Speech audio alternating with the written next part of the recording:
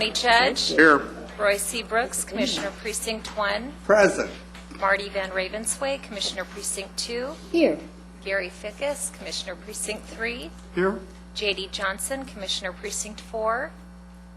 Constitutes a quorum. Thank you. Our invocation today will be delivered by Minister Mike Fielding from the Arlington Heights Christian Church. After the invocation, please remain standing for our pledges. Welcome, sir. Thank you. Thank you. Will you pray with me? Eternal God of love and truth, you open the realm of possibilities for us, your people, guiding us in righteousness and allowing us to find you exceeding the cares of this world. You lead us in your ways of love, calling us to be of service to humanity. Moses once prayed, "If you are pleased with me, teach me your ways, so I may know you and continue to find favor with you. Remember that this nation is your people." And you replied, "My presence will go with you, and I will give you rest." Like Moses, we serve others, pray for your pleasure, and rejoice in your presence. We ask that you continue to open our hearts to your ways, that we may find favor with you. We ask your blessing to be with the servants of the County Commissioner's Court this day. May your strength, compassion, and wisdom reside in these fine people so that the decisions made here will benefit all of your children, sharing with each the love and liberty you have so freely given since the beginning. Guide us each this day, O God, by the love in our hearts and through the truth of our deeds. All this we ask in your holy name. Amen. Amen.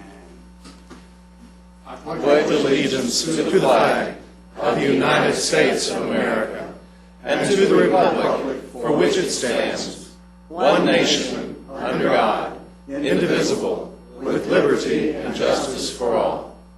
Honor the Texas flag. I pledge allegiance to thee, Texas, one state, under God, one and indivisible. Thank you very much. Thank you very much, sir. Mr. Manius, agenda announcements. Thank you, Your Honor. Members of court, just a couple of comments on the agenda. First of all, we do have a large number of briefing items today, so that the briefing will probably take close to an hour. We've got a lot of them to do. Second of all, when we get to the bonds area, which is item number 9, we do have bonds today for approval of the court. And then finally, Judge Whitley wanted to take this opportunity to wish you happy birthday for yesterday. We wouldn't have known it except Social Security has called, and you need to call them right away. So, happy birthday. Thanks. Hey, don't laugh. He's still the youngest one up there. I wasn't going to say anything. Yes, our senior member will be here, I'm sure, shortly. And probably even a little bit quicker now. Might I be allowed a point of personal privilege? And it's not about your birthday, so don't get nervous. I just want to let everybody know that next Tuesday will be the official start of the Christmas season, in that the O.D. Wyatt Choir will be with us to help us kick off the Christmas season. To me, the Christmas season does not start until the choir visits us. So that'll be next Tuesday morning. And GK, I always get these calls from county employees saying, "We didn't know." So We'll get the word out. Would you send out an email blast? Yes, we will. Thank you. All right. Thank you. And go ahead. That is Precinct 1's gift to Tarrant County each and every year. Go ahead and get the reinforcement put up on the 4th floor, our floor here. The place does shake a little bit Does from that shake. standpoint. But that is a very, very special time, and you're right, Commissioner Brooks. It kind of does set the season for set the the mood for the holiday season. So, court members, you have before you the minutes of our regular December 2nd meeting. Move. Okay. Move for approval. Second. We have a motion and a second. Any discussion? Please vote. Motion passes unanimously, noting that Commissioner Johnson is not here right now.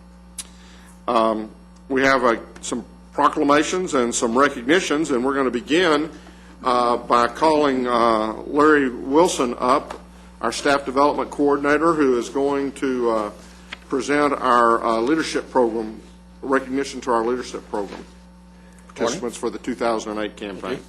This is recognition for the 2008 Leadership Development class.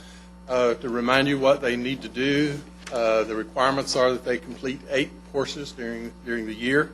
They can select from 4 electives. They have to do a project outside their own department and do a presentation on that project before their peers. You have before you some of the required classes that they must take: communication skills, interviewing skills, the DISC personality profile, productivity, setting and achieving goals, and then there's a whole long list of electives. We started with 20 people this year. We have 13 that are completing today, and as I call their names, we will present them with a certificate and have them come up and receive their certificates.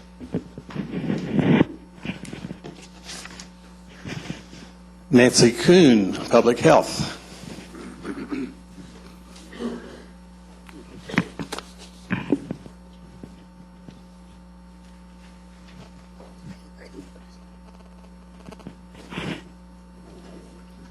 Melody Cordell, Public Health.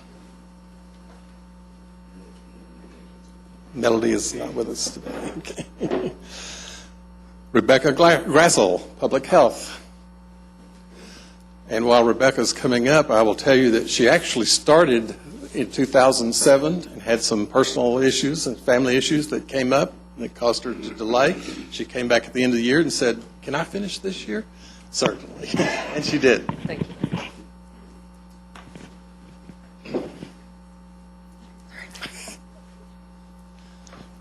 Carlene Homer, Resource Connection.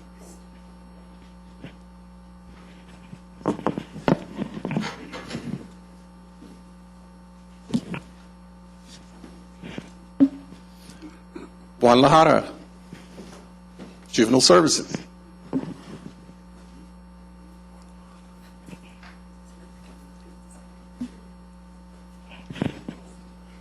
Lisa Love. Went blank.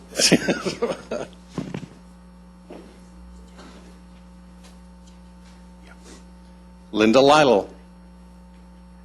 Congratulations.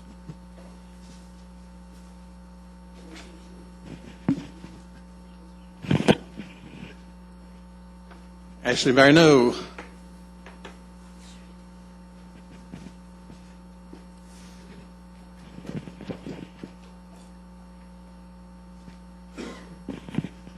Jennifer Self.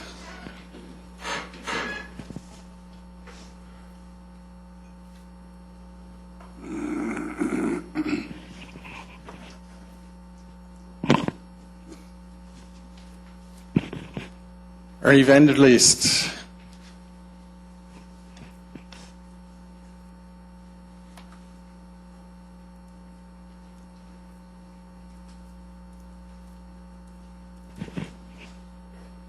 Zach Walters.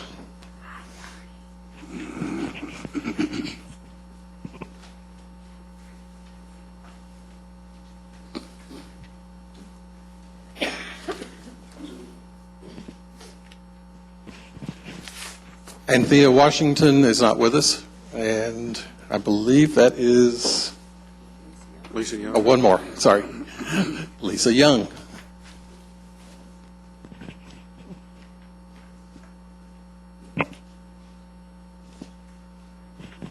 Now we have the crowd.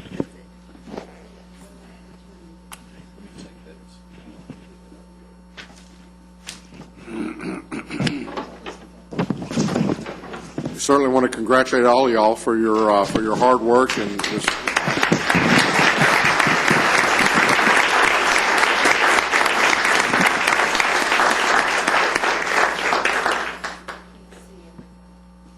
Get close. Short ones in front. Some may have to get in. You're going to have to get closer to each other.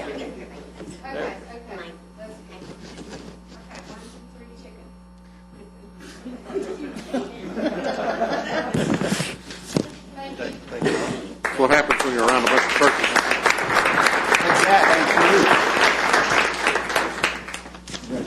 Congratulations, Zach. Congratulations. Good to see you.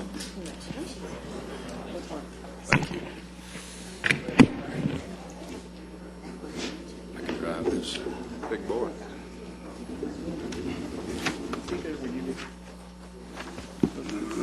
Yeah. No.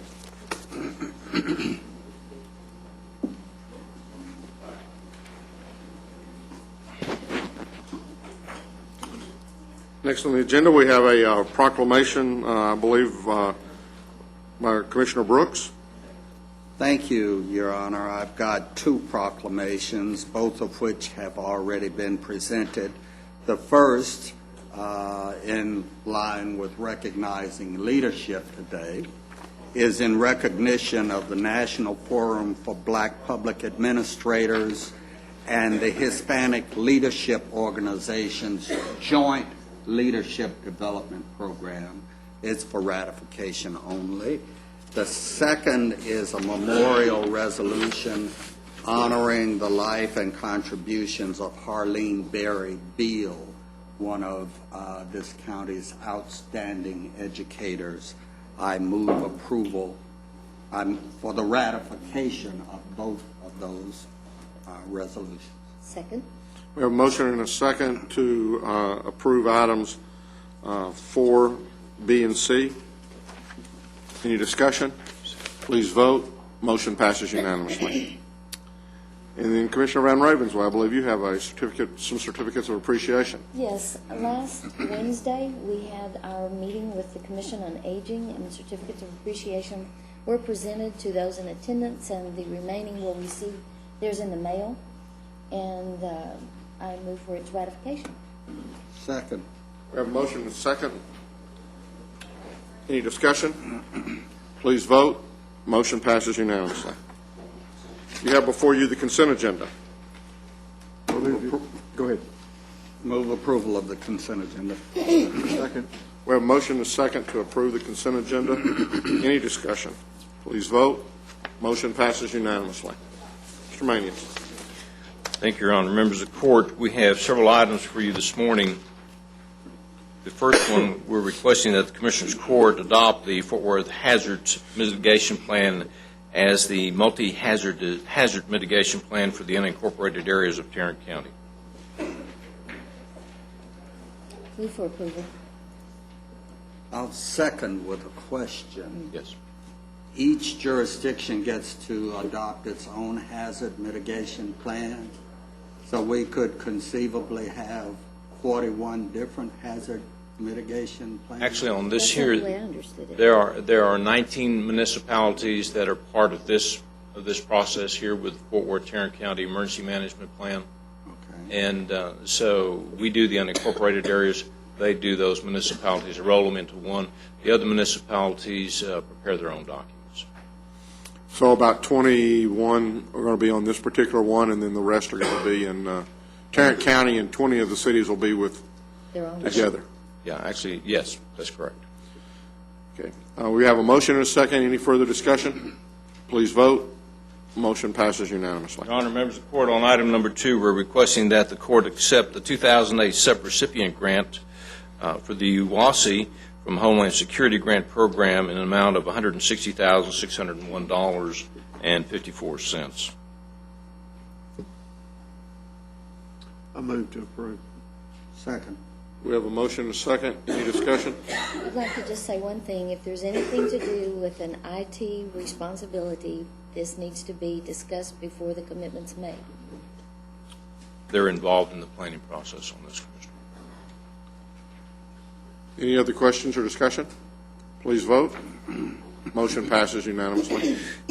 Your Honor, members of the court, on item number 3, we're requesting that the court approve an amended sublease agreement between the Workforce Development Board, Senior Citizen Services of Tarrant County, and the Resource Connection. Move approval. Second. We have a motion and a second. Any questions? Please vote. Motion passes unanimously.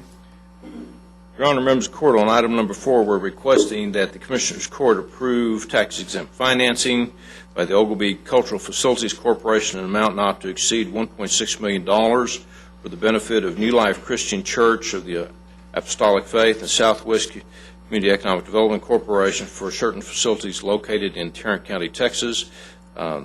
They have provided the county with a letter that they have read our hub policies and agreed to it. This is just a refinancing of work already done. Also, the properties that we're talking about are not, their title is not influenced as to not being able to have any type of governmental or medical services there. And this just compliance with the IRS code? Yes, it does. Who are these people, Oglesby at Cultural Facilities Corp.? Oglesby is a city that is just to the west of Brownwood, and it Waco, is, maybe? wait, is that early Texas? Near Waco. Yeah. The reason that, yeah, it's in the central Texas area. The reason that they're bringing this to us, it's a small, in fact, Commissioner Fix, you probably know exactly where that town is.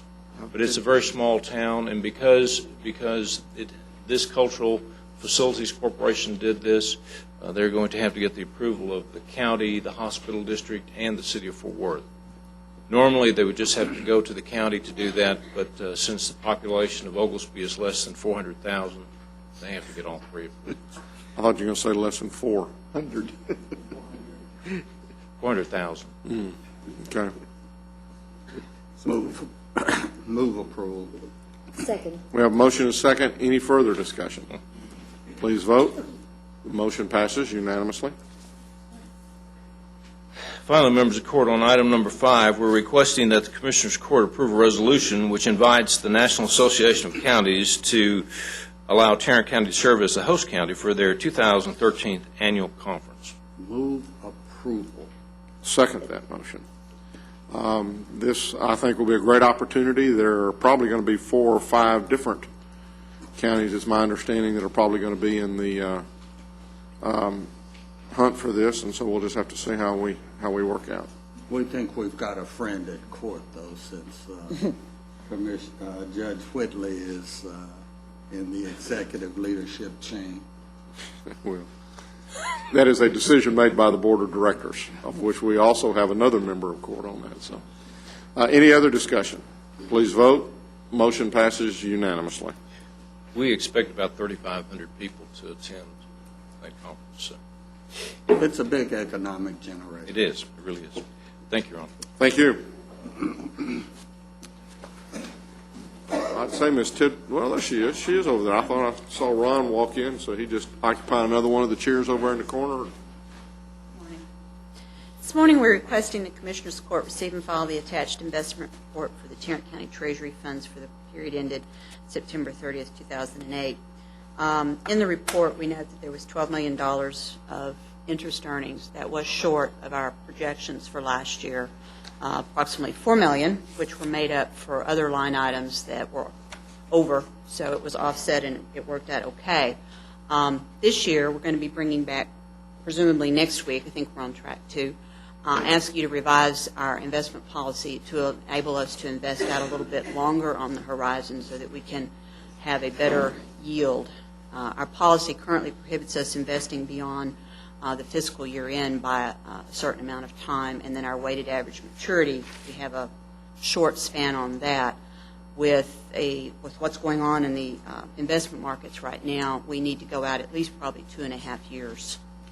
We projected a 2.5% interest earnings for FY09, and we won't make that. The pools are at 1.45 today.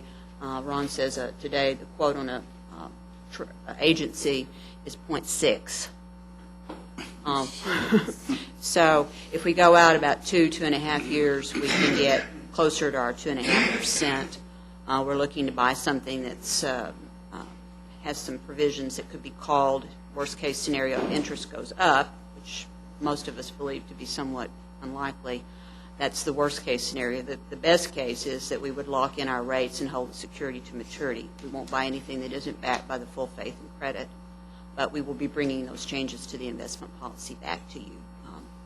next week so that hopefully we will not miss our earnings estimate for future year. You don't think the interest will go up in 2.5 years?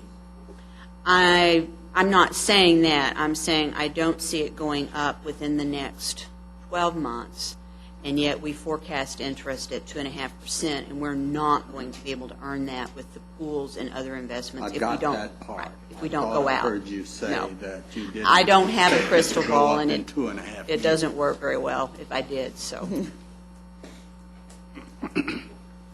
So do you need us, So I need a you're motion asking to for receive it and to file. receive and file. today I just want you to receive and Okay. file the report for last year. so move. Second. I have a motion and a second to receive and file. Any further discussion? Please vote. Motion passes unanimously. Ms. Snyder?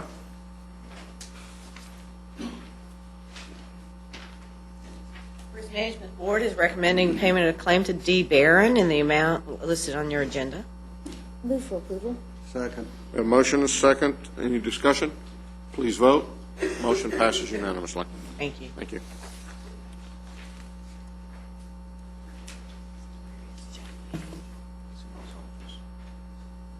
Good morning.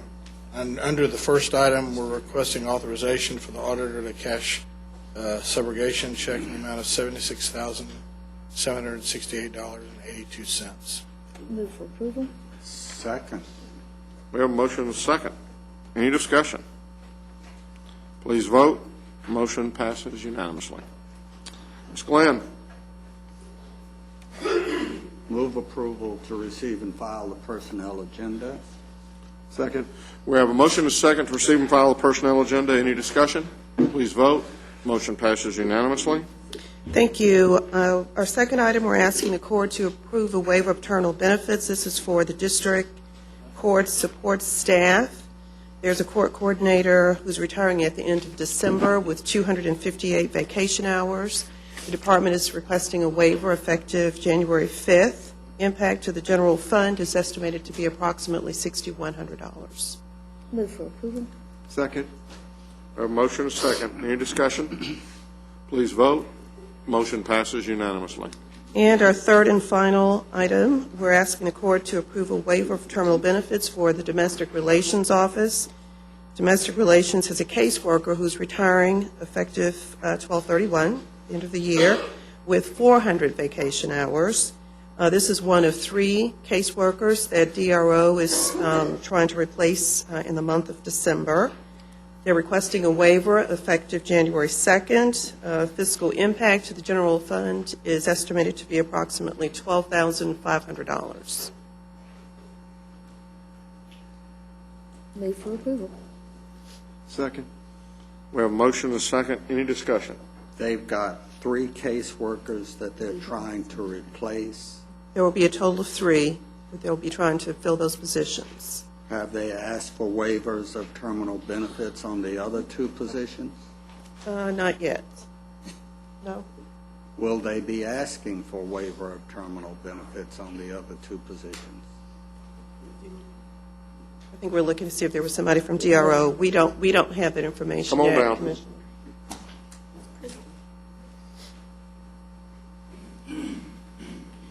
May it please the court, Good I'm morning. Steve Glenn. I'm the Director of Family Court Services and soon to fine. be the Executive Director of the DRO. We have a caseworker position open right now that requires a bilingual caseworker. It's been open for more than 6 months. We've found it extremely difficult to replace that person. We just can't find the applicants. So that position's open. And then we have 2 caseworkers retiring. So we're asking for the waiver for this one, and hopefully we'll have that position filled quickly. And then, I don't know about the second one. We're just going to see if we can get the Spanish-speaking one and this one filled quickly, we can wait on the other one. But being down by 3 is really hurting us. So, I would suggest that you contact the Hispanic Chamber of Commerce. I bet you they can find you a caseworker. we have. We've done everything we know to do. I mean, we have been in touch with everyone we know. And the Department of Protective and Family Services is having the exact same problem we are. They are just very, very difficult to come by. Let's talk after. Okay, Thank you very much. thank you. We have a motion and a second. Any further discussion? Please vote. Motion passes unanimously. Thank you. Mr. Beecham. Your Honor, other members of the court, we have 3 items for your consideration this morning. Our first item is a bid award recommendation for bid number 2009-005. This is a bid for Cannabis Youth Therapy and Family Support Network for Juvenile Services. Our recommendation would be to award to the Santa Fe Adolescent Services, an amount of $105,000. If approved, we're also seeking contract approval from the court. Move approval. Second. We have a motion and a second. Any discussion? Please vote. Motion passes unanimously. Item number 2 is another bid award recommendation for bid number 2009-017. This is our annual contract for mattress materials for the Sheriff's Department. Recommendation would be to award a per unit price basis, awarding to the primary and secondary vendors as shown in your court communique. Move for approval. Second. We have a motion and a second. Any further discussion? Please vote. Motion passes unanimously. And our last item is an item in regards to RFP number 2008-062. This is an annual contract for drug and alcohol testing presently utilized by the Human Resources Department. We're asking approval this morning to add CSCD to that contract with the same vendor. Their estimated expenditures are approximately $5,000. Move approval. Second. We have a motion and a second. Any further discussion? Please vote. Motion passes unanimously. Thank you. Ms. Lamb.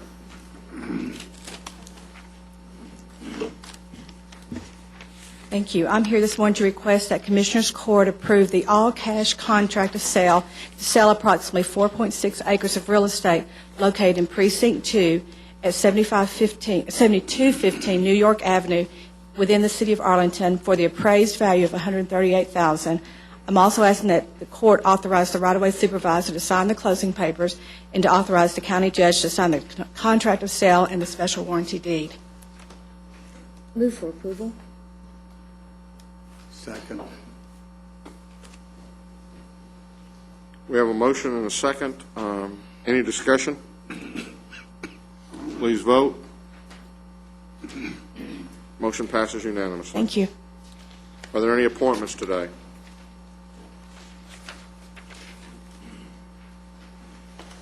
There being none, then we have several bonds that we're going to pass or that we're going to discuss. First, I would like to move that we receive and file the following 2 bonds tendered by Commissioner Brooks. First as Commissioner and then also as the county ex officio road commissioner bond. And please note that Commissioner Brooks is abstaining from this vote. I'll second the motion. We have a motion and a second. Any further discussion? Please vote. Motion passes 4 with 1 abstention. And then next I will move for the for you to receive and file the 2 bonds tendered by Commissioner Fickus from Precinct 3.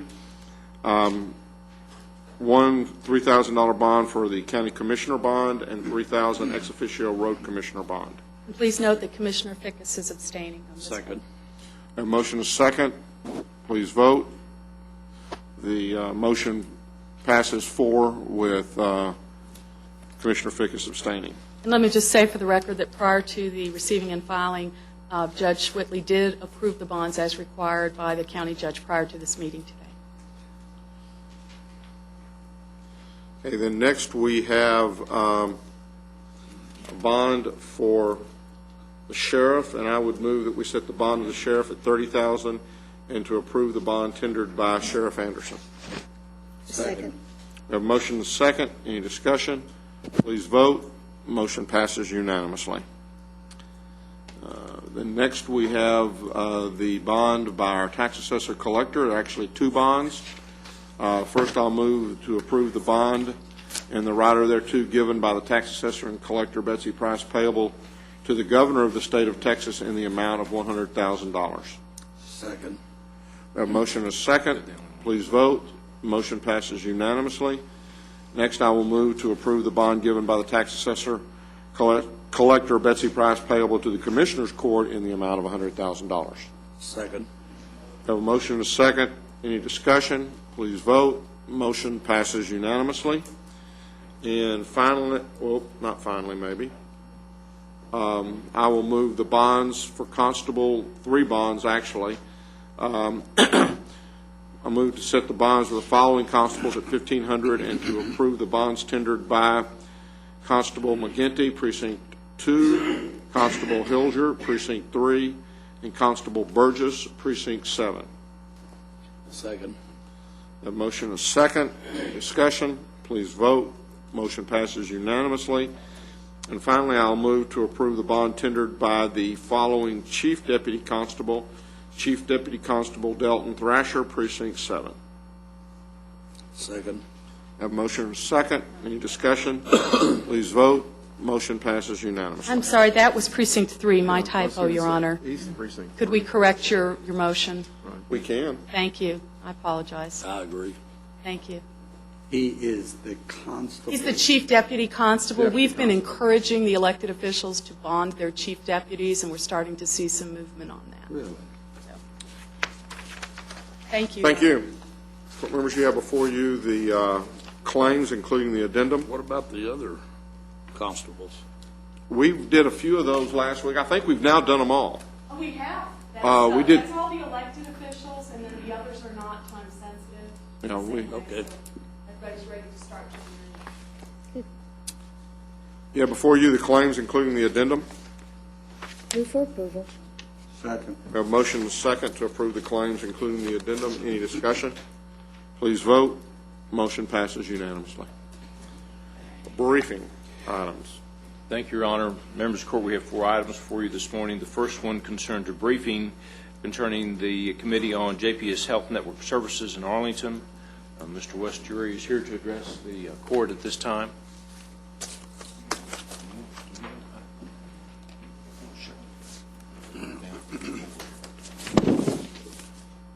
Good morning, sir. Your Honor, members of the Court, thank you for the opportunity to have shared this task force. And I really do mean that, although there was a great deal of discourse as we entered into this discussion in early March, I can tell you without hesitation that the 8 members of the committee, 4 appointed by the JPS Board of Managers and 4 appointed by the Mayor of Arlington, came to unanimous agreement about what I'm going to present to you. They were in full support of it, and my admonition at the beginning was not to put anything in the report unless as a group they would all sign their names to it in full support. And so the report I'm here to share with you has been presented to the Arlington City Council. It's been presented to the JPS Board of Managers. We were pleased in our presentation to them to note that they not only discussed it openly, but talked in supportive ways, made specific references to not wanting it to be left on the shelf, talked about how to ensure that it really would be acted upon, and ended up not just accepting it, but adopting it. And so we're pleased to share with you that the Board of Managers at JPS has been in agreement with this report. I also can share with you at the outset that every member of the committee has agreed that they're willing to continue to work either informally or even formally to support the things that are contained, the recommendations in the report. And we made that same offer to the Board of Managers at JPS and to the City Council, and I make it to you that we still stand committed to work with you to achieve the things that we'll talk to you about in this report. And I know your time is sensitive. We've given you the written version. I'll take you quickly through this briefing version with your permission. You see that there were a broad array of committee members. They represented virtually every major health care provider in the city of Arlington. They represented the city's medical director. They represented the community. They represented the city council, and I think it was a good representative cross-section of the community.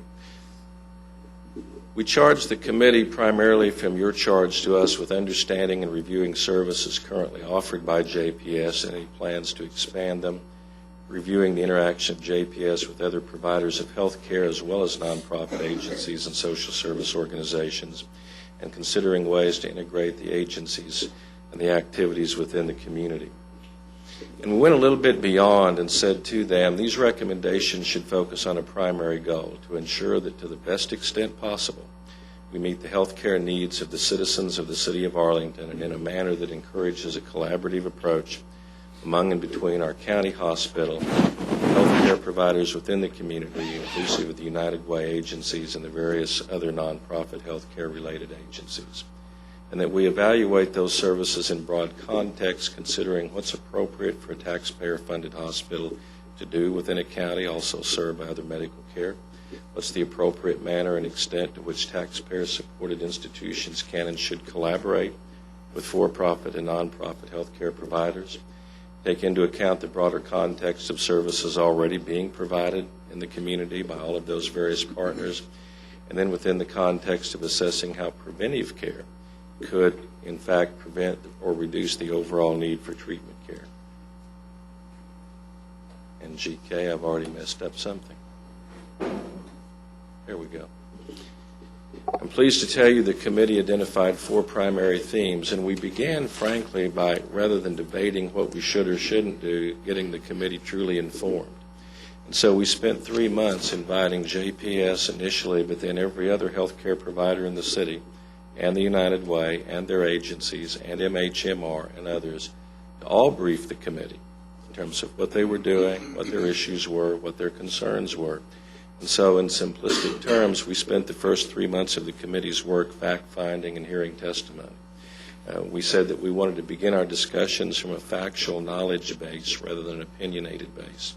I think it was extremely helpful to the committee. And during those discussions, we really found that financing health care was an underlying issue in all of the themes. But what we really heard from JPS and everyone else that visited with us were these 4 themes: that communications and referrals among and between the providers are critical, that that's one area that they all agreed needs to be enhanced, that capacity across the board within the community is important, that we're under, if you look at all of the health care in Arlington, we still need to expand health care across the board, county hospital, for-profit, nonprofit. Process and access issues among providers was a central theme, and prevention and routine care was a theme, and it was one of the areas in which they agreed that a collaborative approach could really be helpful. In terms of those, the most predominant issue was communication. We found during the first 3 months that we frequently heard, even from members of the committee who represented those various health care providers, I didn't know that when a point was made. When JPS made their presentations, members representing the other health care providers frequently were saying, I didn't really realize that. And conversely, when other health care providers made their presentations, JPS representatives frequently were unaware of those things. So that was extremely helpful. And they all agreed that there needed to be specific efforts put forth to enhance those communications and maintain them, and that capacity was an issue, that even if the JPS system in Arlington were expanded, there is a very strong likelihood that the population in Arlington eligible for those services would exceed the ability of the present clinic system to accommodate them in a timely manner. We talked about access to care, particularly even for insured residents, so that was problematic throughout the city. Every health care provider was experiencing that. The trend of doctors who no longer take Medicare and the office hours of most providers were contributors to that impact. We found it comes down to quality and timeliness of care and the overall current system, not just among JPS, but in the interaction among all, does not work efficiently or effectively, particularly for uninsured patients. In terms of urgent and routine care, we found that indigent, uninsured, or underinsured patients, including many with jobs, are an increasing percentage of the patient volume at Arlington Memorial, the Medical Center of Arlington, and USMD as well, particularly in the emergency or urgent care departments, and that a common theme was the necessity for all providers, public and private, to work together in a continuum of care that emphasizes prevention and routine care rather than emergency room treatment as the primary means in which these individuals seek health care. We looked at mental health and found there was a general lack of mental health services available, particularly for indigent or low-income clients, and that MHMR does coordinate with JPS and makes referrals as necessary, but they would like to provide more mobile crisis outreach if the agency can co-locate with someone. And they would also like to provide HIV prevention and testing and increase Arlington efforts working with chemically dependent patients, clients if funding and space were available. We also looked a little beyond that at the role that state and federal issues, challenges, and resources played in this, and again took a very broad approach rather than saying it's any one group's responsibility, it's the community's responsibility. And said the healthcare system across Texas is burdened by a shortage of both nurses and physicians that affects all these providers. State funding for CHIPS is stabilized but is always subject to potential reductions. Funding of the disproportionate share program is important to help JPS maintain a low property tax rate, and continued funding of federally qualified health centers is important if you plan to build a network of those in Tarrant County. And so our specific recommendations, unanimously supported, are as follows: that the committee supports the previous JPS plan for a full-service facility in Arlington, recognizing this will take time; that we recommend the pursuit of a federally qualified health center; that we consider a JPS city partnership, that in some form or fashion JPS and the city look at ways in which they can most effectively partner; JPS social workers might be placed in non-JPS emergency departments. There were examples given where that might truly expedite both referrals and patient treatment care and reduce the challenge of both experience. The community education and promotion of the JPS connection should be expanded, and we should consider the potential of a joint JPS private sector clinic. Let's talk about each of them quickly. We do recommend and fully support turning the surgical hospital into a full-service facility, with the understanding it would be sequential in process, and that we believe the first stage should include establishment of a full-service emergency department. We also recommend that the county, city, and JPS collectively consider the establishment of an FQHC, which is a federally funded community-based clinic. It's run by a board picked from the community, and 51% have to be clients of the facility. And I would note that many of our federal officials indicated that if that's a direction you choose to take, they would be supportive in trying to secure federal funding for that project. We recommended to the city specifically that they and JPS discuss a partnership effort similar to what the city of Grand Prairie has done, putting funding in the city budget to create a community health center along the lines of the main JPS clinic in Arlington. We also recommended that the JPS board consider ways to improve communication and facilitate transition of care, and that one of those considerations might be placing a JPS social worker in the non-JPS emergency departments, and that was well received by the parties. In terms of a prevention and routine care consortium, there was some belief that this might be as critical as anything we did, and that a collaborative effort would focus on prevention and targeted treatment, particularly in areas of high population served by JPS Connection. One of the things we recommended to carry that out is that you support that dialogue working with and through the Healthcare Industry Advisory Board that already exists in Arlington, in which JPS is a member, as are all of the other for-profit and nonprofit healthcare providers. And that particular board is supported by the Chamber Foundation, and the parties agree that that would be a venue that already in place could lead this type of an effort. We also recommended to JPS that they develop a direct outreach to educate Arlington residents, enrolling them in JPS Connection, and that the committee informally and the institutions we represent would be supportive of them in that effort. And that they look at something like the Vickery Health Clinic, which has been operated as a joint venture between Parkland and Presbyterian Hospitals in Dallas since 1995. To this point, it's been satisfactory, and there was some discussion that that type of a partnership with one of Arlington's healthcare providers would certainly be worth pursuing in terms of looking at the potential. So in summation, it's the hope of the committee and its participants that the observations and recommendations we've set forth will provide a framework for better and equitable access to health care for all of our residents, regardless of age, health, ethnicity, or economic means. And we again reiterate our commitment to work with you, Commissioners Court of Tarrant County, to pursue these recommendations if you're inclined to do so, and I'll be pleased to answer questions. Wes, thank you very much for the work from you and your committee. Any questions, board members? I'd like to make a couple of follow-up comments that one of the recommendations of educating the community is already underway with the Friends of JPS. I know that they've come out to see you, and so that's underway, and we're going to help with the contact with the school districts and the major employers and other contacts through the chamber and the school district. So that's underway, and right after the first of the year, I've called a meeting, and Robert Early is helping to get everybody together for us to talk about these specific plans and recommendations. So the work was very, very intense. I appreciate what you've done. You made, I didn't know if you could pull it together because of the diversity of opinions on that first meeting, but you did, and I thank you for that. And I think it's very, very helpful for us to have at least the outline of how to move forward. And while you did say that the committee agreed to consider the hospital in a sequential process, from what JPS says, that's just really not possible. If you open up an emergency room, you've got to have your labor and delivery, and you've got to have your NICU, and it's kind of all at once or not at all.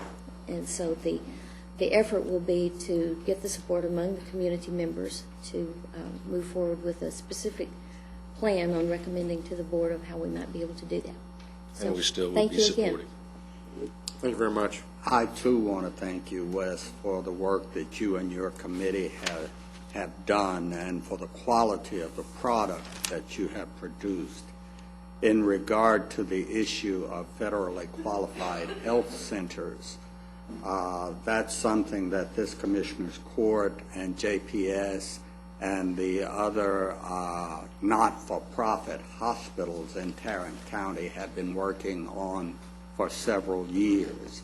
It is a fact that there are more FQHCs in the metropolitan Boston area than in the entire state of Texas.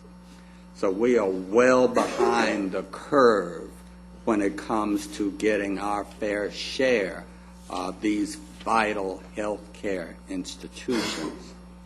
I testified before the Commerce and Energy Committee of the U.S. Congress. I believe it's been 2 years ago now. Commerce and Energy regulates health care in America for some That's weird. unknown reason. Trying to get additional FQHCs for this community. We had an application pending for a satellite location for the existing Albert Galvan Clinic, which is an FQHC, that did not gain approval in the last round of funding. It has been our hope as a county to take that system and turn it into a county-wide system of FQHCs. We're going to need help from every community to get that done. The local congresspersons have committed their help. Yes. We need more than help. We need action. And we need to work together as an entire community to make this done. Maybe y'all have more stroke than some of us do. Well, I might offer to you one thought. You, Tarrant County, have been a part of Team Arlington since its inception in 2002, when the Chamber proposed to the county, the city, the university, the community college, the Tarrant County Workforce Investment Board, and the Arlington Independent School District that we all go to Washington annually together and talk about the things that were critical to a community. The judge has been on those trips with us. He's seen that when we go, we meet with cabinet secretaries rather than administrative assistants to ninth level somebody. We actually do get to meet with opinion leaders in Washington. We'll be going again in late February this year, and this can certainly be on our agenda and can be one of the meetings we request and can be one of the areas we pursue. And we'd be happy to do that because we're already in partnership with you in that process. And that's one of the ways that we can be assistive. We'll certainly do more. Thank you very much. Thanks again, Wes. Appreciate it very much. It's a vital issue for this community. Well, I thank you for the, I guess I would say, the challenge and the opportunity, Judge, and I do think that the outcome was very positive, Commissioner. Wes, how many JPS school-based clinics do y'all have? How many which, sir? JPS school-based clinics? I believe we have 2 right now, and there's another one in the planning stage, or it's 1 right now and 2 in the planning stage. And the current school district is very supportive of that concept. I think that's a great program that JPS does. And I do too. I mean, it's kind of a ground level, let's take care of them now. Yes. Instead of 2 weeks from now, take care of them over in the emergency room. So. And that's a program that potentially could be expanded into the independent school district. In other words, that could be a part of our preventive type of care outreach. As you saw, we tried to take a very holistic approach. We tried to move totally away from any blame finding or finger pointing. Simply said, this is a community issue, as Commissioner Brooks said. How do all of the parties work together to simply enhance health care?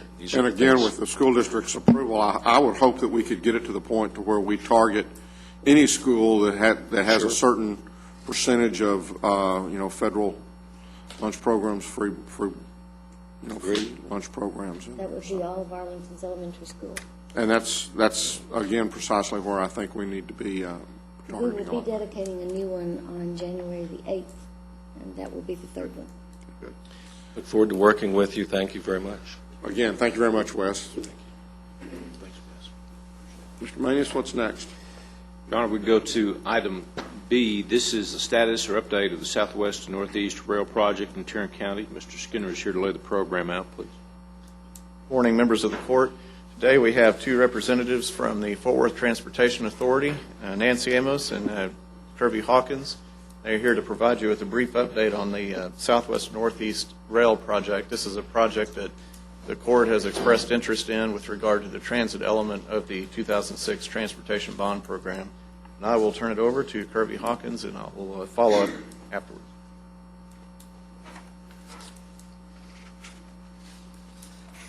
Greetings. Welcome.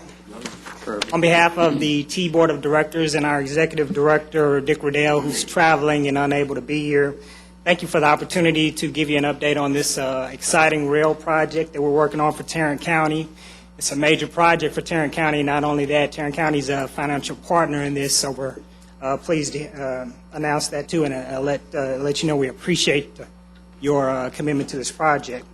To give you a little background on this project, and I'll go as quickly as possible due to time constraints that I know you have. This project is a 40-mile rail corridor that stretches throughout Tarrant County from southwest Fort Worth near Sycamore School Road. It goes through downtown Fort Worth, then into northeast Tarrant County, and then into Grapevine, and then into DFW Airport. And we'll be glad to announce that we will be dropping off folks off at Terminal B in the airport. So it's going to be a great commute when this project completes. It's commuter rail technology. Anticipated implementation or start date is 2013 at this time. Commuter rail technology, we will be operating mostly on existing freight right-of-way. So that means we do have to make sure we use federally mandated structures on that as far as our vehicles. So at this time, we're debating whether we use diesel multiple units or locomotively hauled units. But at the same time, we do have to do a little rail negotiation, but the progress on getting trackage on these existing freight lines is ongoing. All right. I'm going to skip some of these slides due to the time constraints that we have. To give you a little background on how we got to where we are today, in 2005, the T completed a strategic plan which identified the need for additional regional rail lines throughout Tarrant County. In 2006, we undertook an alternative analysis which looked at various alternatives to solving a transportation problem in Tarrant County. And the result of that was the finding of a locally preferred alternative, which was a commuter rail line that stretched through southwest Fort Worth through to DFW Airport. And at this time, we're undertaking environmental studies and preliminary engineering, which we will be doing through next year. Because we're going to attempt to obtain the majority of our funding through federal funds, we are going through a federal process. It's a multi-layered process, beginning with the strategic plan, alternative analysis, which I announced, environmental studies, engineering, We will be undertaking final design within about a year, and then construction and operation. Construction is probably a 2 to 3 year process. Currently, in the environmental process, we are in the public comment phase of a draft environmental impact study. We are working to get signed final EIS within a year. Through December the 15th, we will be conducting public comments. We actually put this document that you see, our draft environmental impact statement, for public comment starting October 27th. We've received multiple comments on it so far, a couple of more days left to go through that process. And DEIS is basically a decision-making process where we've gone through and looked at all the environmental impacts of this new project along the corridor and provided information to those impacted by this project and allowed them to comment on it. I guess one question that I would have, you got a rail there. We're not adding a bit of new rail. Mm-hmm. So what environmentally are we doing that's not already done? Well, we do, just because we're getting federal funds, we do have to look at the impacts, and there are some impacts. These are a list of some of the areas that we do look at. For example, when you have new trains that cross through intersections, that is impacting traffic, so you have to look at those impacts. There are noise and vibration from additional tracks that you do have to study because there are some properties adjacent to the track, so we do study those. The majority of the impacts we've identified are mostly noise impacts, and the way that they're generally solved is through quiet zones. So does Burlington Northern and Union Pacific, every time they decide to run a new train, have to do an environmental impact? No, probably not, because they're not receiving federal funds. This is because we're receiving federal funds. It's required through the NEPA, 1969 NEPA, National Environmental Protection Act. If you receive federal funds, you do have to go through this process and study this. So that's why we are undertaking this. We do. Question. Is this route projected to go through the intermodal center? It is, sir. It is. It goes through. But it avoids Tower 55. And it does avoid. That's one of the reasons. That's one of the reasons we did choose this particular alignment over some of the other alignments that have been talked about in Tarrant County. This one does avoid Tower 55. We do not have to deal with solving that before this can be implemented. Thank you. Mm-hmm.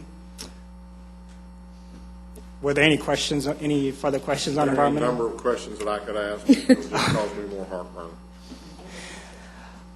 Just to give you some background on how the public's been involved, we wanted to make sure as many people knew about this project, and it's not a surprise to hopefully anyone. We know there may be some people that still are surprised, but just on the environmental impact study, we've held over 200 public meetings, presentations, and roundtables.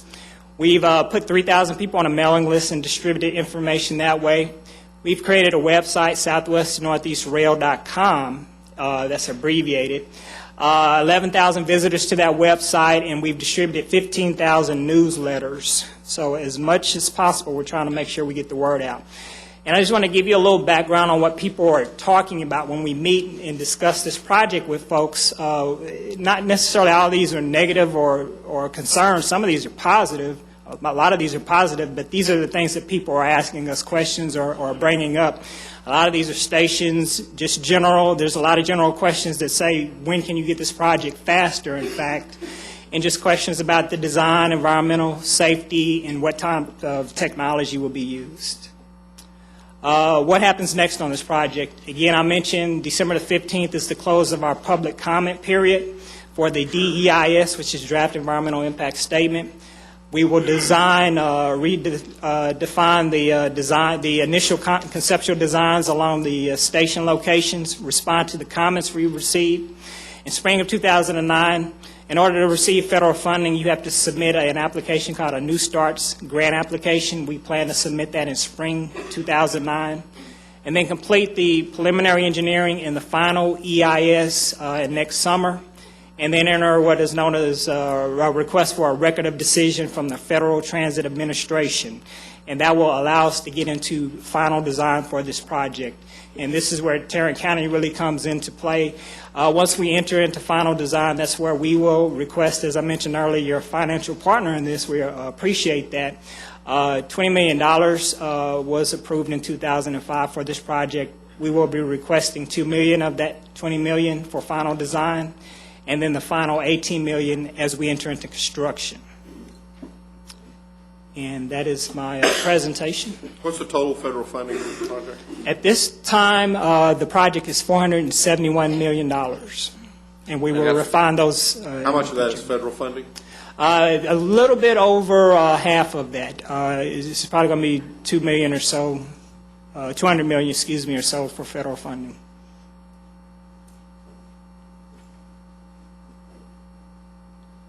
Okay. Excellent. Thank you, sir. Once you begin this in FY11, what's the timeline on actually completing it? When will it be completed?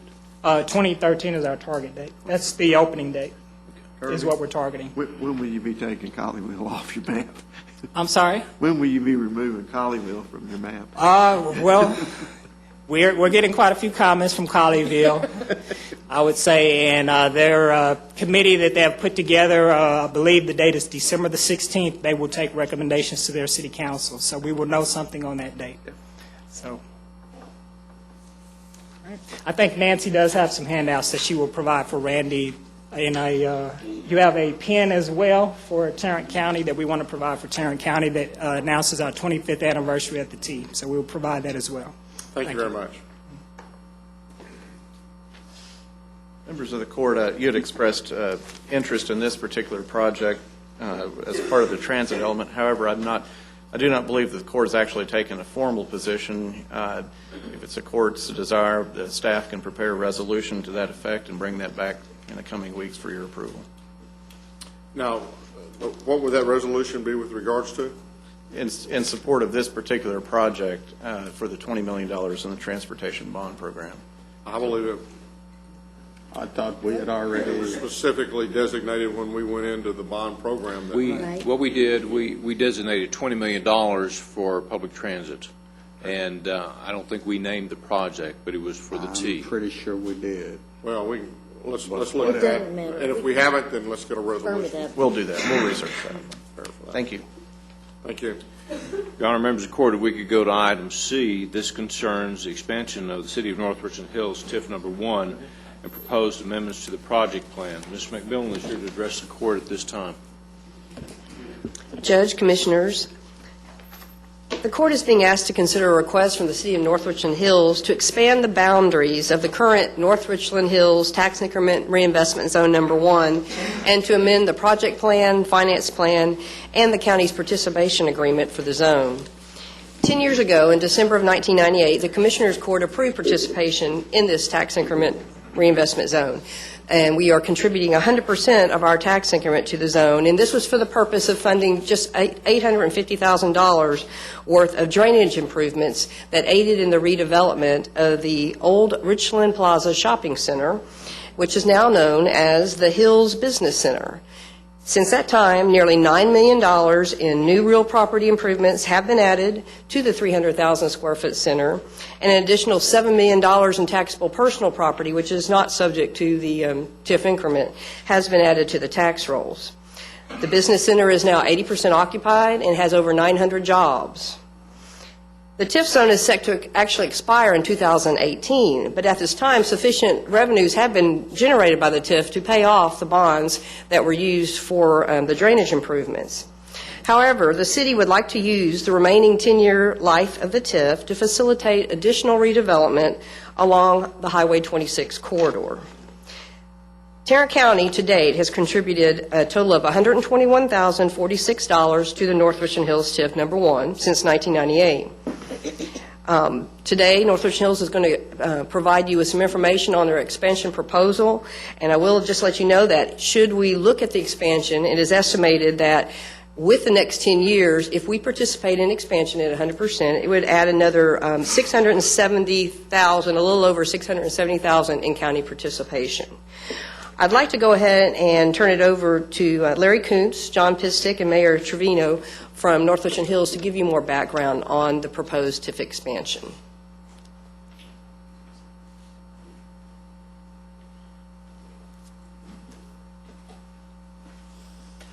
Good morning. Morning, Judge, Commissioners. How are y'all doing? Great. I appreciate the time y'all are spending on this, and I want to thank you for your past participation in a very successful North Richland Hills TIF number 1. You participated. Sounds like it. Oh, it's been great. You participated in it over the last 10 years. This 20-year TIF created in '98 is the smallest TIF in Tarrant County, but it has yielded a tremendous return on investment. Because of the TIF, what was once a blighted commercial development is now a thriving business center. The county's participation in this joint venture has been crucial in the revitalization of an older section of Tarrant County and the city of North Richland Hills.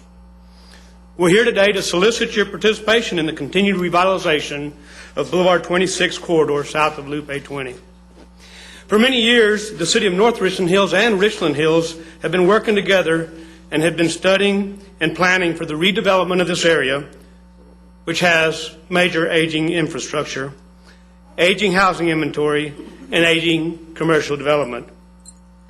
Due to state law, Richland Hills cannot participate in the TIF, as two cities cannot join in on a TIF at the present time.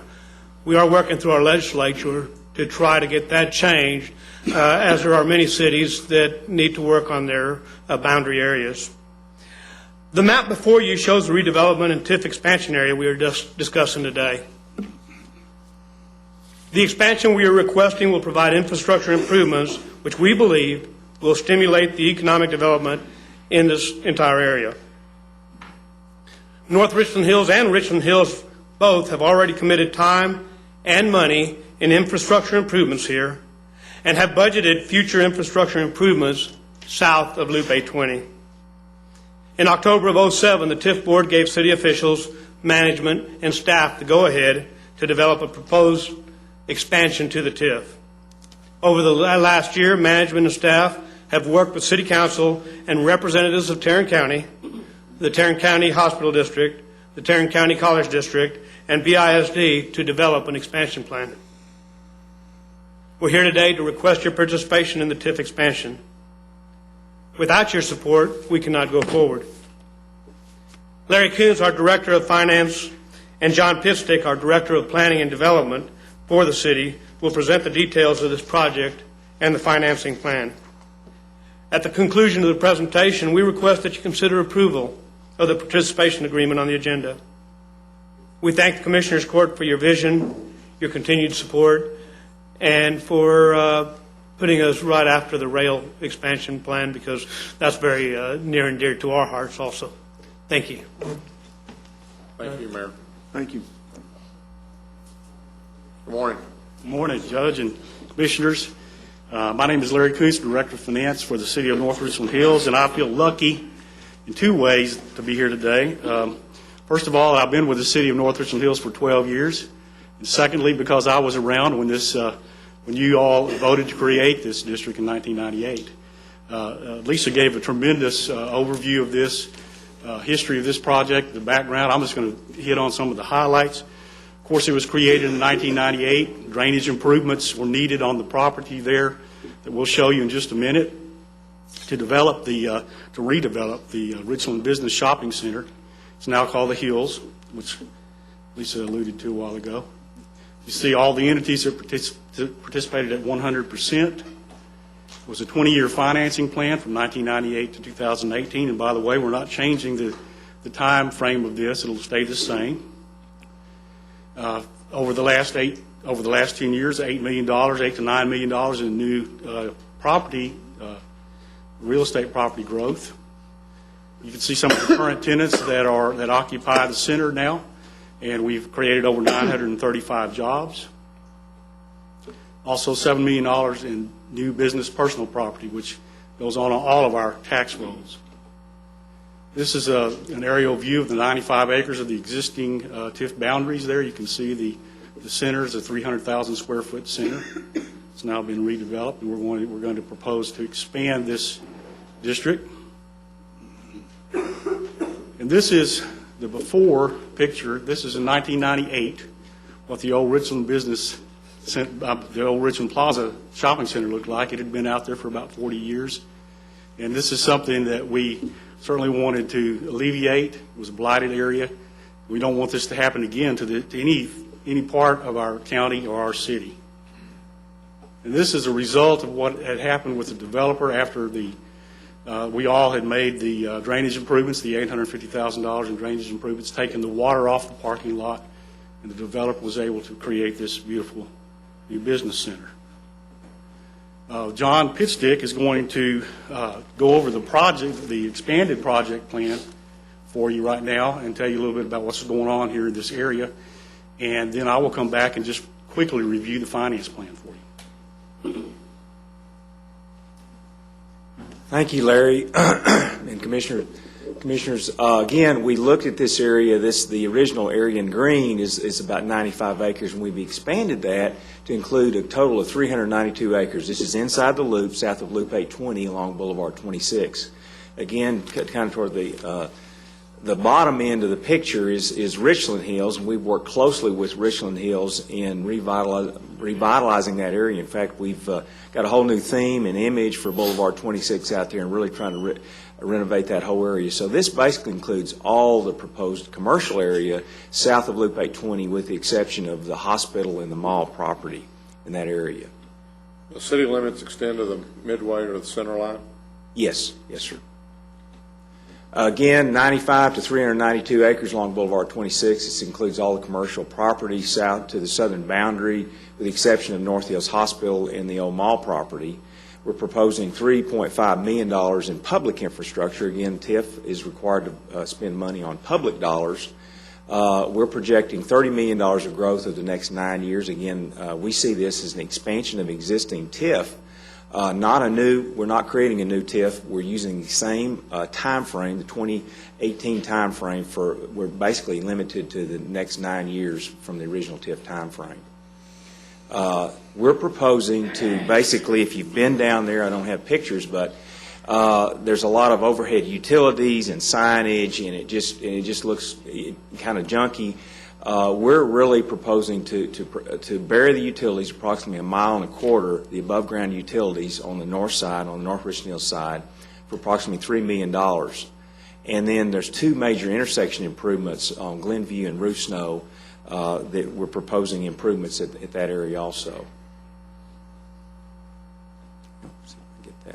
Again, the areas we see, the two major intersection improvements is a way that we can spend public dollars to be proactive and encourage private investment up along the corridor. We've worked with a lot of the businesses up along the corridor, so we're trying to, again, by burying the utilities and making major improvements to those major intersections there, we think that will stimulate private investment to occur in that area. What specifically do you plan to do to the intersection? That's the next slide. These would be improvements. There's no widening or necessarily, but we would be improving the intersections, softening up the intersections, making it more pedestrian friendly, adding additional landscaping. As you drive through the area, we hope to create an image that you know you're in that area.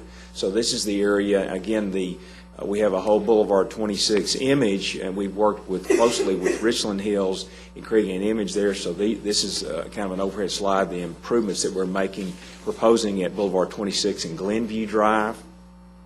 You can see asphalt overlay and major landscaping as well as pedestrian-friendly improvements in that area. And this is the proposed improvements at Boulevard 26 and Roosnow Drive. You can see the improvements that we're making at that. Again, TxDOT does not see any major improvements in this area for several years, so we're trying to jump out there and make those improvements in that area. This is just an example of, we have an existing church, North Richland Hills Baptist Church is in the corridor. They chose several years ago to stay in the community, and they're spending about $3 to $4 million in improving that whole area. They bought up old gas station and some old businesses in that area. So you can see what we see is by burying the utilities, it's really creating that corridor out there. Again, this is just an example of We realize churches are not taxpayers, but this is an encouragement that they're going to be making in the area that's really going to help revitalize that area. Again, the expansion benefits, it leverages additional outside funding, and I'll talk about that in just a minute. It helps stimulate the ongoing revitalization of Boulevard 26 that we've been trying to push for several years. And it promotes quality of life and a pride of ownership south of Loop 820. We realize these are tough economic times, but we see this as a way that we can put our money where our mouth is and make public improvements to hopefully stimulate private investment in those areas. Again, just in the next year, the TIF funding is $3.5 million, but the city of North Richland Hills is going to be spending $2.8 million in street improvements directly in the area surrounding the Boulevard 26 corridor. Was that one of our bond projects? No, sir. These would be these are just going to be 2004 investments. I think some of them are, but Local bonds and then our overlay and seal coat programs. We also, and we're happy that Richland Hills is here because we've had a great relationship with them and cooperative relationship with them, is this also will leverage additional $500,000. We're sharing those intersections with the city of Richland Hills. So we're using TIF money for that. The city of Richland Hills is using $500,000 for the intersection improvements at those locations.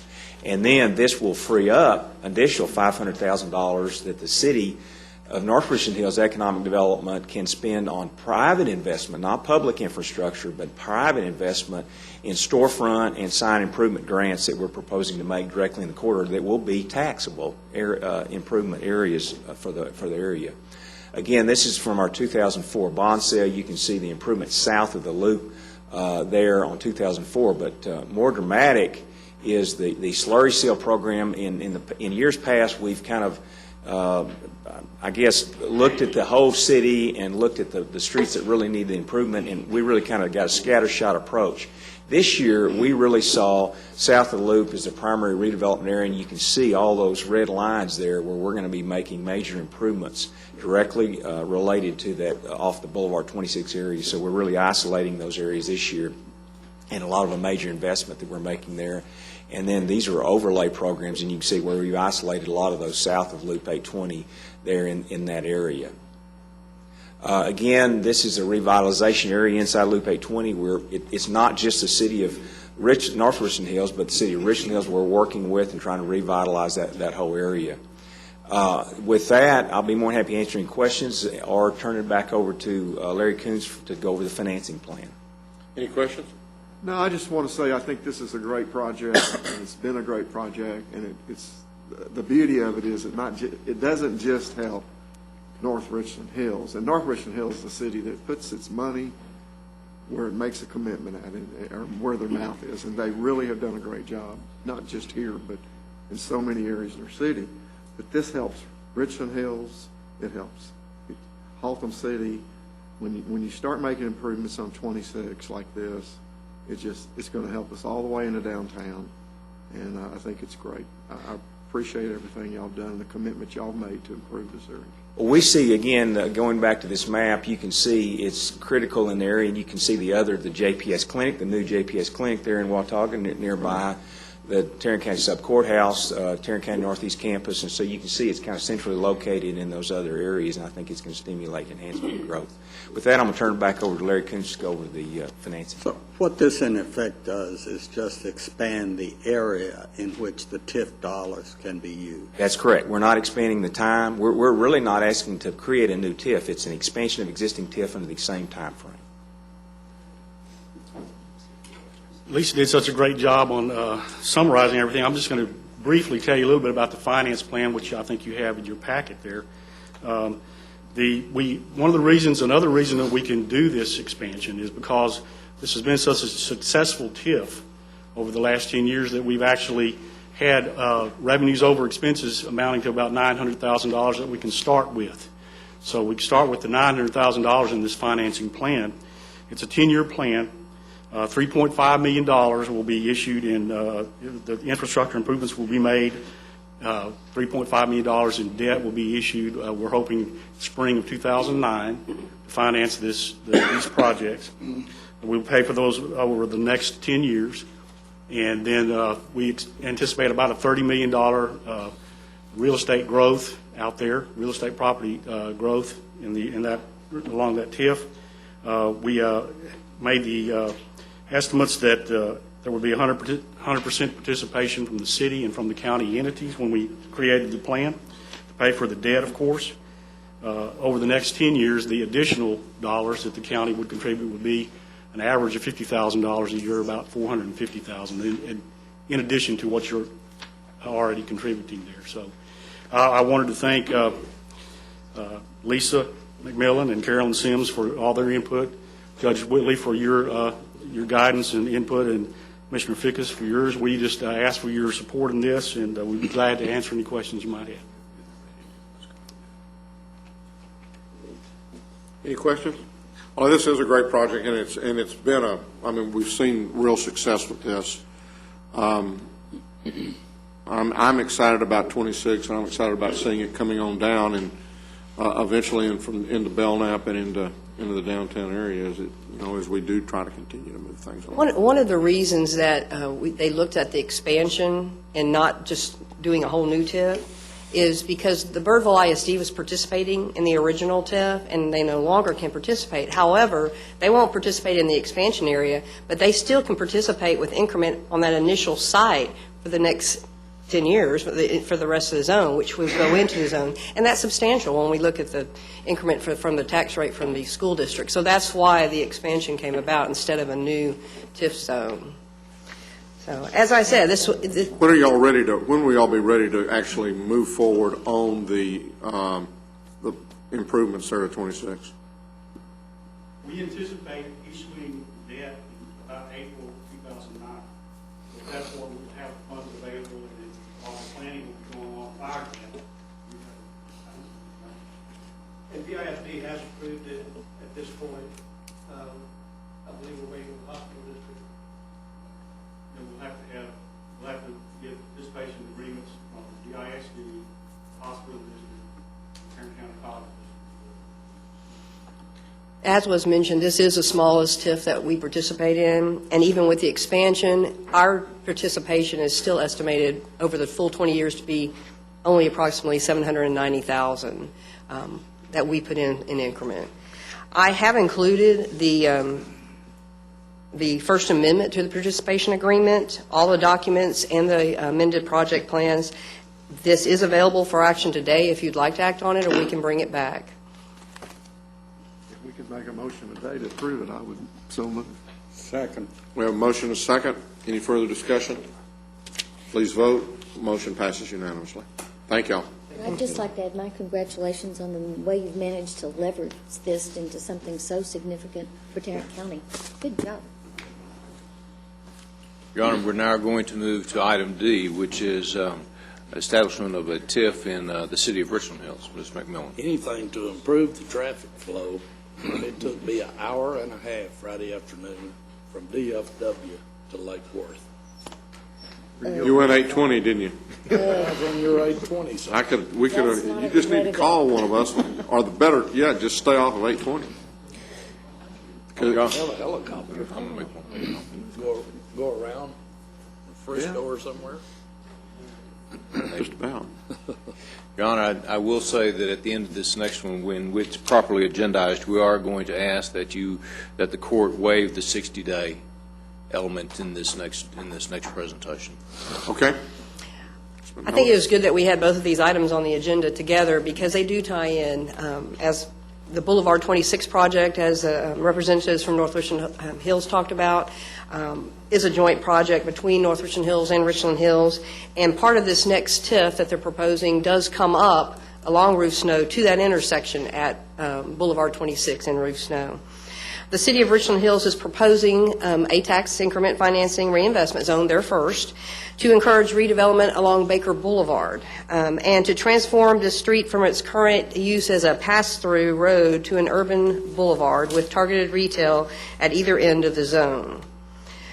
The TIF funds are anticipated to provide for an estimated $7 million in public projects, including curb, gutter, drainage, sidewalk, and landscaping and lighting improvements, And the investment in these public improvements are expected to facilitate and add $67 million in new property over the 20-year life of the zone.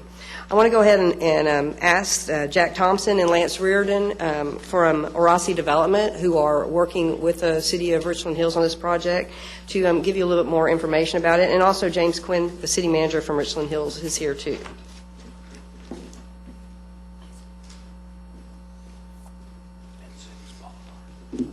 Well, good morning, Judge, Commissioners. My name is Jack Thompson. I'm president of Orasi Development, and we are the economic development services firm for the City of Richland Hills. And it is my pleasure today to bring before you our proposed TIF District Number 1. The City of Richland Hills is one of the oldest suburbs of Fort Worth and one of the oldest cities in Tarrant County. When Baker Boulevard was being developed in the 1950s, it was developed with standards set for that era. Grocery stores, retail, and whatnot had a much different footprint back then. They were more, a big box was more 24,000 square feet, whereas a big box today is 200,000 square feet. So the way Baker Boulevard was initially developed was very different than today's stores and retail and commercial development is developed. Primarily, a lot of our current challenges is a difficulty in attracting desirable businesses. We are having issues with depth and basic utilities and attracting new investment. We are having a hard time keeping and existing, supporting new developments within our community. Poor walkability in the area. You really do not want to try to walk Baker Boulevard right now without a feeling of taking your life in your own hands. There's just it's just not very pedestrian friendly. There's not much in the way to make a pedestrian feel safe and walking. It's pretty much auto-oriented along all of Baker Boulevard. There's a sense of unattractiveness in the area. There's several old gas stations that are abandoned, some shopping centers that are no longer viable, that have gone out of business and are sitting. It does not make the area very attractive to developers. There's properties that need to be assembled for redevelopment purposes, and there's just basically an environment that's just not conducive to attracting new investment into the area. Also, the road system is more set up for passing through the town rather than stopping and shopping in our city. So, what happened was, over the last 15 years, the city has commissioned various studies to be done on how can we improve Baker Boulevard. The first study was done in 1993 by the University of North Texas Center for Economic Development Research. The second one was done by Gideon Toll in 1996, and the third one was done by GSBS in 2006. There was several common themes and recommendations that were given by all three entities. Those were: establish a TIF district, find a way to finance improvements to this area. The second was beautify Baker Boulevard. The third was transform Baker into a main street. The third was promote mixed-use development. Fifth, make Baker more pedestrian friendly. And sixth was create a district identity. Right now, Richland Hills needs more of an identity rather than just, there's no sense of Main Street, no sense of a downtown community right now. Those were the same theme came through in each study, which leads to getting into some existing conditions. And there you see a picture that is Baker Boulevard today. Highway 10 and Baker Boulevard was one of the first highways into Dallas. Is that 183? No, this is 10. This is next to, it runs parallel to 183. Yeah. And so when this was developed, its main purpose is to get people through from point A to point B as quickly as possible. It's not set up to really establish people to drive through slowly. The purpose of this by TxDOT is to get people through town as quickly as possible. Well, that makes it very difficult on development, especially in creating a Main Street theme.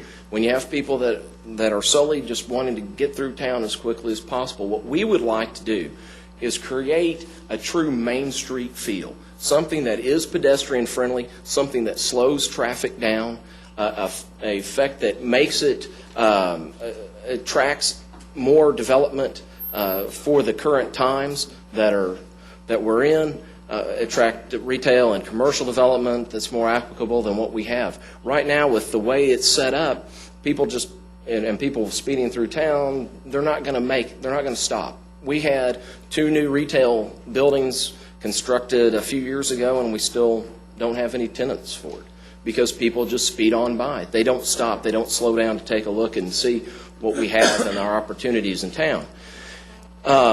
So also, with creating a Main Street feel, it gives us more of a sense of community. So getting into our vision and what we're wanting to do, again, we're wanting to transition away from a highway and more to a main street. We're wanting to improve the quality of life and promote more of a sense of community. We're wanting to create an appealing business environment and attract retailers, developers, office, some light business park uses along Baker Boulevard, and to capture additional value. Right now, for the most part, the district has just been stagnating. So in creating a Main Street, how do we go about doing that? What are we going to do to make this? And basically, we want to design and build a Main Street from the ground up. We want to encourage pedestrian use. We want to encourage mixed use, looking through it at different zoning, more of a form-based type zoning, establish distinct districts within the city, and draw traffic into the city and not through it. We really want people to come into Richland Hills to look for retail and shopping opportunities rather than just speeding through the city. And again, here's Baker Boulevard. And here's an example of what we're basically proposing. This is Naples, Florida. And as you can see, it looks somewhat similar to Baker Boulevard. It's very wide. The road there is designed the same way as Baker is to get people through the city as quickly as possible. Well, in Naples, put in some landscaping on the medians, install some medians. That begins closing in the street. It's beginning to give it a more intimate feel. Now we are getting into landscaping and 12-foot sidewalks along the sides of the road. And then this will give it even more of an intimate feel. And again, it's beginning to bring in some pedestrian traffic. As you see, they've put in parking along the side of the street there. They have bicycle path. And again, through the zoning, through more of a form-based zoning, bringing the buildings and the establishments up to the property line and putting parking in the back.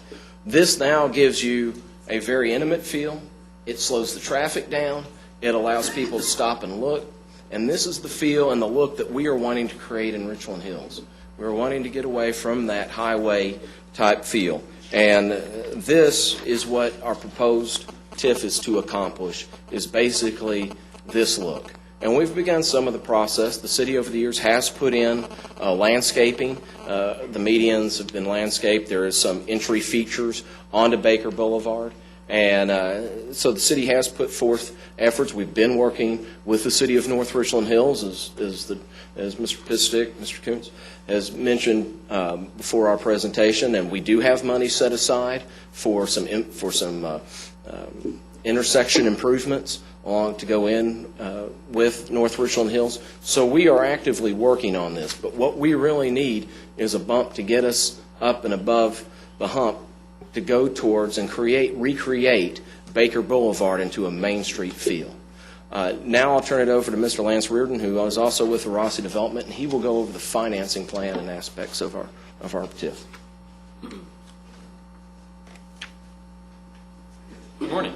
Good morning. Good morning. Thank you again for your consideration of this matter. You bet. Here you can see our proposed TIF district. And running west to east, it goes along Baker Boulevard and starts around Loop 820. Contains the area directly north and south of Baker Boulevard, then juts up Roof Snow up to Highway 26. And that little pyramid up there at Roof Snow and 26, is directly adjacent to the North Richland Hills TIF. And this the TIF district is about 154 acres. It contains about 11% of the property value of the city. And we really see the district in 3 distinct districts. What we call the market and merchant districts on either end, which are kind of anchored by the freeways there. And those are more traditional retailers The market district we see is more grocery store and smaller retailer, strip centers, one-off banks, fast food, whatnot. And that corner, again, at Ruth Snow and 26, we see as an ideal grocery store site, and had discussions in the past with potential developers about that. And then on the opposite side, on the merchant district, that's really categorized by the Sam's Club that was formerly there, and we're looking at a prime redevelopment opportunity there. Right now, it's kind of captured in multiple leases that are held by 3 or 4 different REITs. Those all roll off in around 2011. So we really see a prime opportunity there after the economic recovery and the leases roll off in 2012 to 15 range of redeveloping that. Excuse me, where is Loop 820 in relation to this? It's right where the map cuts off on the west side, on far on the right. It's on the right side of your computer. Okay. Oh. East side, I'm sorry. Let me do my northeast southwest thing. And so again, right at the corner of Baker Boulevard and Ruth Snow is where the $500,000 of intersection improvements that Jack just referenced. And now to look at some of the proposed TIF projects along with some pretty pictures to see what we have in mind. Again, as Jack mentioned, really think it's important to develop a pedestrian-friendly atmosphere, to have wide, inviting sidewalks. Magnolia. Yes, sir. And also to have parking bulb outs right now to kind of cut down the pass-through feel and to kind of make it more inviting to pull off and stop and walk around. And of course, curb and gutter is vital to redevelopment as well. Here we're looking at also upgrading utility poles and lighting. Baker Boulevard is a state highway, still needs highway-grade lighting, but we can find some a little more decorative than the old ones we have there right now. Landscaping, we think, is vital to kind of enclose the area, kind of make it feel smaller, as Jack talked about, again, to kind of give it a warmer feel to invite pedestrians and developers up to the street. Utility poles, we're looking at moving from the current old wooden poles to taller colored fiberglass poles. They'll be 60 feet tall as opposed to about 40 foot right now to kind of put the power lines kind of out of sight line, kind of increase the dynamics there. And all this, again, would be to encourage development to come closer to the street, be right off the sidewalk, have some window fronts, some displays and whatnot to attract people and pedestrians. Intersections, same thing. And the RTC grant that the city recently obtained will go a long way toward the intersection improvements, same with the lighting, the sidewalks and whatnot. Here's a list of the projects, kind of big picture. And right now is contemplated, the city would basically just kind of develop an increment and hold it and issue bonds probably midway through the TIF life around 2018. Those bonds pay for the curb and gutter and the sidewalks, kind of initial project. And then the lighting and the poles would come immediately after that. The medical clinic is a little bit up in the air right now based on what happens with JPS. They're considering participating in TIFs going forward. If they do, we definitely like to add this to the Becker Boulevard. I think it would be a great amenity for the city, for the senior citizens especially. But if not, this project will probably be eliminated to kind of make up for the loss of their contribution to the TIF. Ray, can we do that with TIF dollars?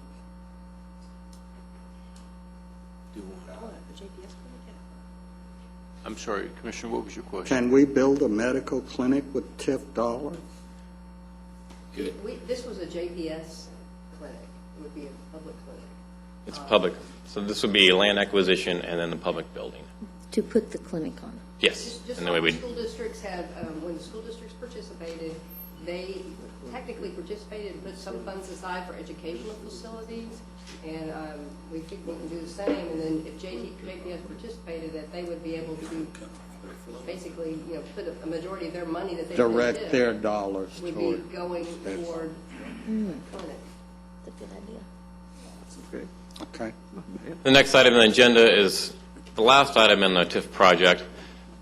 We'd like to create some sort of plaza to kind of extend the atmosphere and kind of big picture thinking kind of like a South Lake type of thing where they have the very big park with the gazebos and the bands and whatnot. Again, to attract developers and really kind of revitalize this from a highway feel to a Main Street feel. And then we have some admin costs of running the TIF, some marketing costs for getting the initial improvements up in place, whatnot. I would add that word park I have already told them that as we proceed in getting into more detail of where we're going to participate, there may be some items that are in the project plan that the city wants in there because they want to be able to have their dollars funneled through the TIF, but we may not be able to participate in those. And when we're figuring our participation cap, we'll be taking those out. Okay. And just going back to that for a second, and I totally understand your angle there, but we do perceive that as a vital cog in kind of redeveloping the atmosphere. Everybody does. We historically have not done parks or libraries or city halls.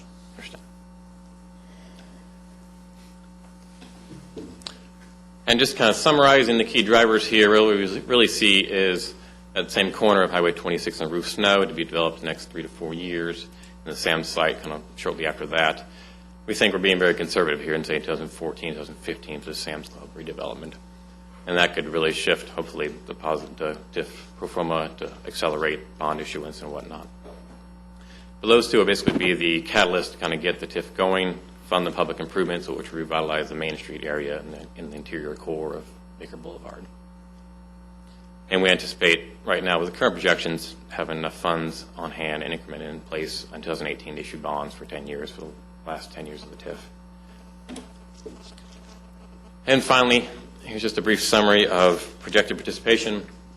I already mentioned the hospital is, of course, questionable at this point, and county's participation is about 30% or so of the city's combined sales tax and property tax inclusion. All right. Any questions? No, I've been working with the mayor and city manager on this for a while, and you know, it's really good to see that entire council and community that is in favor of this and are working toward it to make these improvements on Baker Boulevard because it's got such a great future. It just needs a little push, and I think this is, you know, you got those pretty nice looking retail buildings that are built there that are fairly new, right? And I can see where, you know, some additional public improvements would really dress that area up. And I mean, I see this like a lot of other projects around the county that we've worked on, and I think this thing could really take off. We do too, and we feel the North Richland Hills TIF provides a great example of something very nearby that really shows this could work and will work. Thank you very much. Thank you. Commissioner Fickus? Yeah, we need to vote to extend to amend the 60-day issue. Waiver, yeah, the waiver of 60-day notice, so they can go ahead and establish the TIF district this year to set the base value of 2008. I do want to point out on the slide that the city is also committing some of its sales tax increment into the TIF, and again, they are participating at 100%, and they're asking the other entities at 75%, and the college district at 25%. And the other thing is, if the hospital district, and I think this is a good vehicle sometimes, just like the educational facilities for the school districts were, they're estimating around $900,000. So the majority of the funding that if the TIF district, if the hospital district participated, would be going to a facility that would be a clinic. And when we were discussing this with a representative from the hospital district, it was in a geriatric type facility because of the aging population in that area. But we do have a resolution in your packet for the waiver of the 60-day notice. I move that we approve that. Second. We have a motion and a second. Any discussion or questions? Please vote. The motion passes unanimously.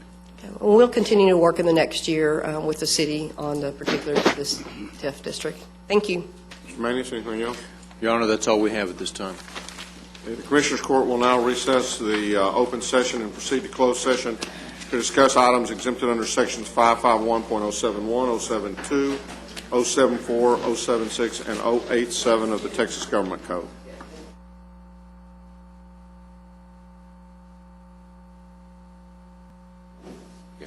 Get launch codes or whatever. Having returned from closed session, we will now address the following. Under item the District Attorney's Office D3, we're requesting authorization for $5,000 in expert fees. A total, the amount to be expended $450 per hour for a Dr. Stephen Verity. Move approval. Second. A motion and a second. Any further discussion? That amount would come from self-insurance fund, by the way. Motion and a second. Any further discussion? Please vote. Motion passes unanimously. Commissioner Van Ravensway is over here. Item number 4, requesting authorization for the employment of Kelly Hart Hallman under the same terms as the previous lawsuit involving these parties, with no increase in the funds that have been set aside for defense of that case. Move approval. Second. Have a motion and a second. Any further discussion? Please vote. Motion passes unanimously. There being no further business, we're adjourned.